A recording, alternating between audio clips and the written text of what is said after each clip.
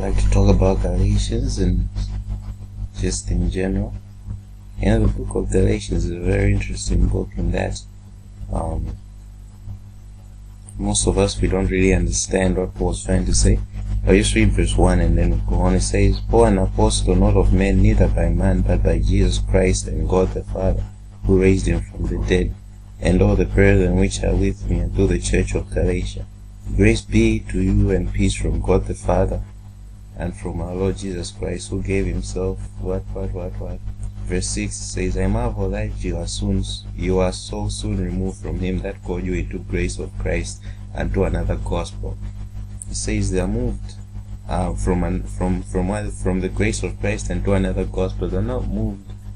Okay, but first of all, let me go into the background. You see, most of us, we look at Galatians in terms of, like, I was listening to a song by the late Grace Chinga, and I really did.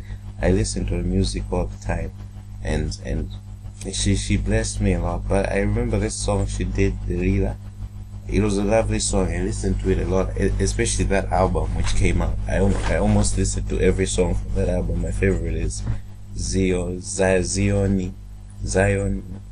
my inbox is Zion. So Zion is the song Delila. By the way, most people don't share this with me, but personally, yeah, I really do. I really like that lady. Her music is just wonderful. That song, Delila, is a really special song, and I like that it's a song advising this lady Delila about her Christian life, how she has let it slide, and how she's now in evil. But the song starts with Mwatailila Inwagati. That's talking about the Galatians, how they have fallen into sin and they're disregarding the Christian life anymore. This is the idea that most of us have. Because of the way Paul wrote the book of Galatians, we actually think these are people who Atailila Mwawa Christ, they have started to sin now. So the book of Galatians is largely misunderstood in that Paul is we think Paul is writing to people who are sinners. So the way Paul wrote the book, it seems as if he's writing to people who are now letting their Christian life slide by, that they're sinning now.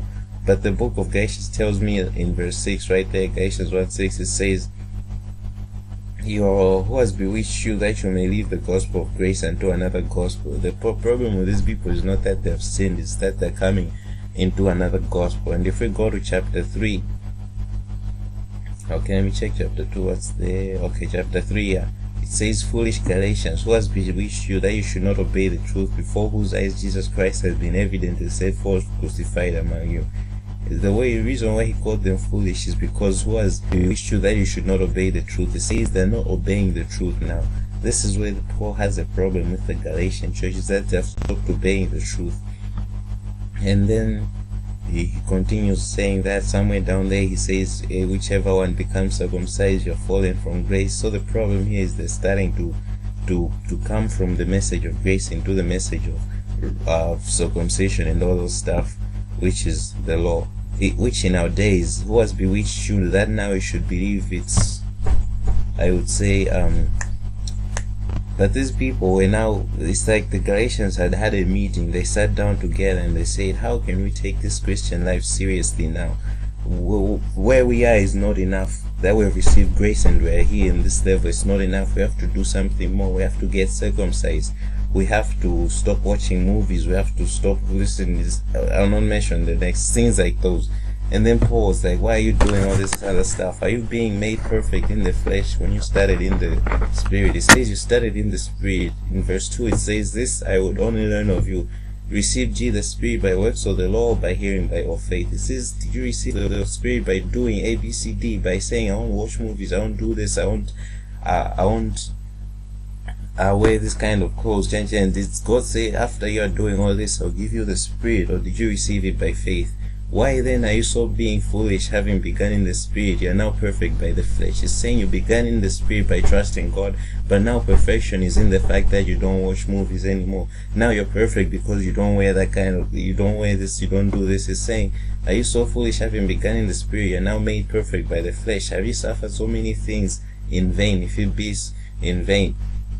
And then I like somewhere down there, it says, I'm afraid of you, lest haply I have bestowed my I've bestowed my labor on you in vain. It says it's like the people were there, they were organizing a conference, and the same people were practicing the whole week, and when the day of the conference came, the husbands or the leadership, the husband had to say goodbye to the wives, saying, I'm going out, there's a conference out there in Galatia, and the praise team people came up on stage and they sang and they danced, and the people prayed unto God, saying, God, give us success, give us the souls, and the Spirit came down and they spent the whole night praying. They did so much labor, and it says when the day came, the praise team sang with all their might, they sang with all their strength. The ladies had already said goodbye to their husbands, saying we're going out to a conference, and they did everything, having done all this labor and all this work, and they preached the gospel of the Galatians. Paul is saying now it's all useless. It's as if we should have just stayed at home.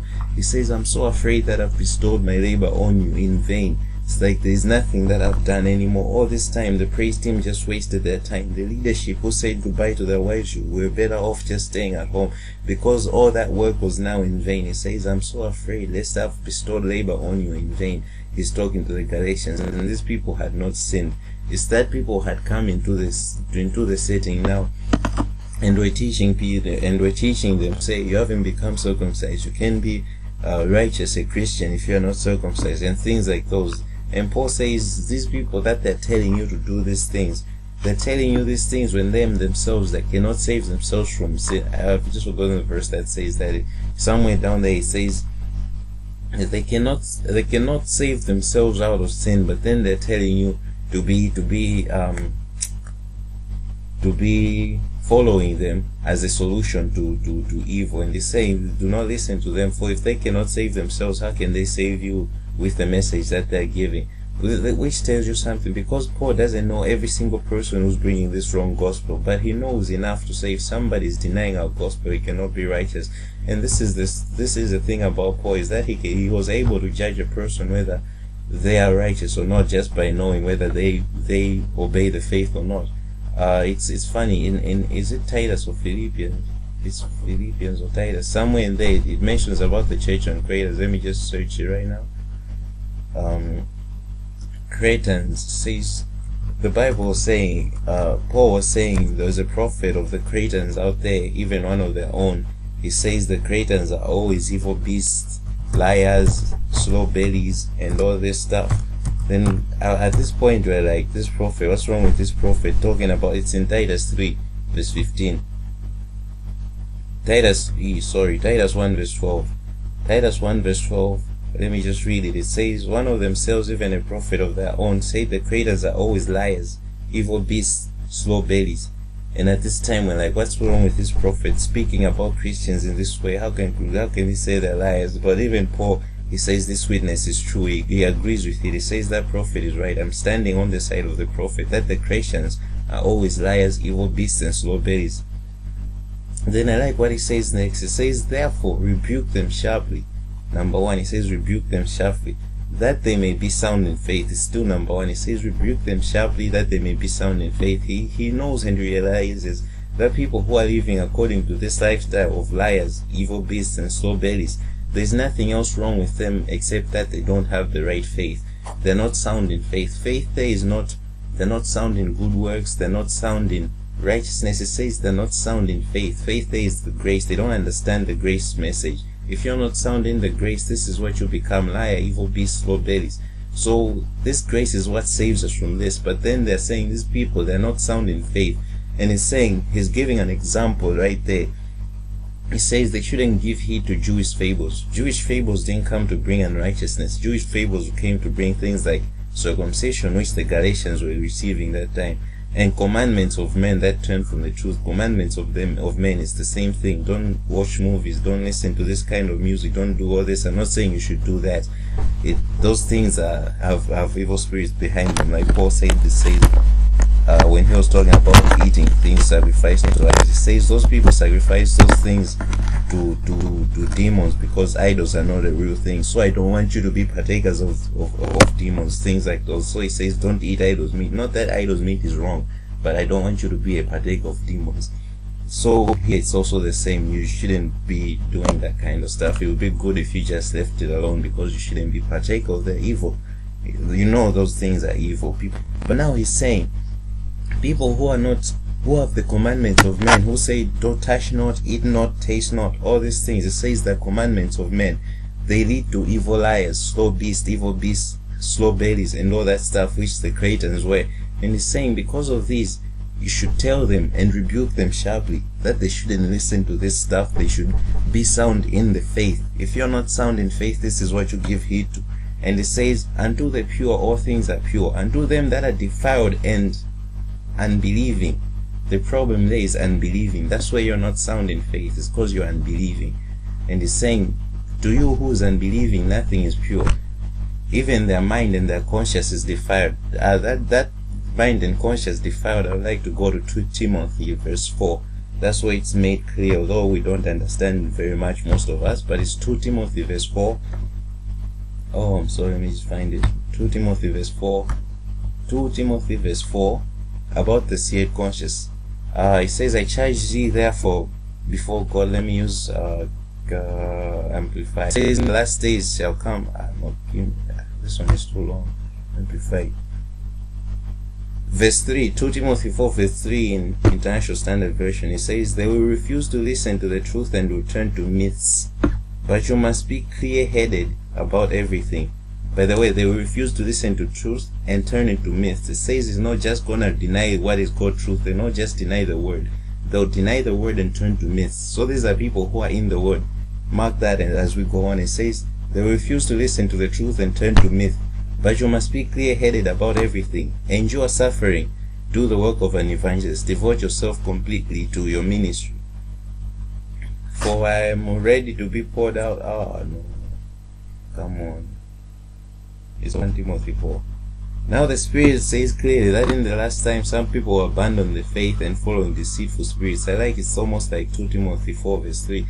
That they will turn from fables to myths. They will turn from the truth to myths. It says they will abandon the faith following deceitful spirits. They're not just abandoning the faith. They're abandoning the faith to follow something else. And teachings of demons. You see, there are people sitting under a teaching. These are not evil people. Mark that. It's very important. And the hypocrisy of liars whose consciences have been burned by a hot iron. I don't like this version on verse 2.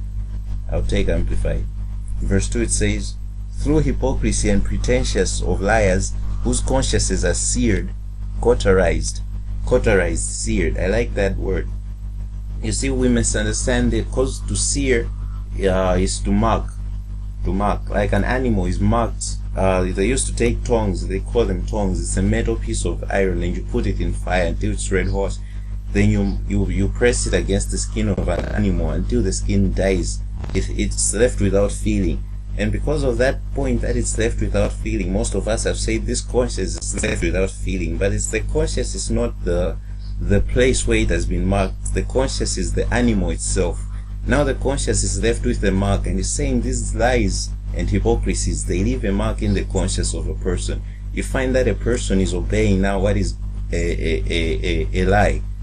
Now, out of a lie, they're able to have a conscience. Like, how can I? Oh yeah, verse 4, it says, let me continue. Yeah, verse 3 actually, it's the very next 3. It says, these people who speak lies, who forbid people to marry and teach them to abstain from certain kinds of food.